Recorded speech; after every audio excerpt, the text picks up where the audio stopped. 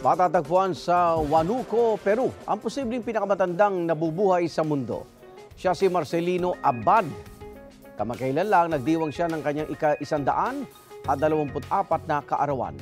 Tutulungan daw ng Peruvian government si Abad na mag-apply pa ng tanghaling oldest living person ng Guinness World Records. Sa kasalukuyan, isang lalaki mula Great Britain ang nakalistang oldest living man na edad 111. 117 taong gulang naman ang nakatalang oldest living woman. Igan, mauna ka sa mga balita. Mag-subscribe sa GMA Integrated News sa YouTube. Sa mga kapuso abroad, subaybayan nyo kami sa GMA Pinoy TV at sa www.gmanews.tv.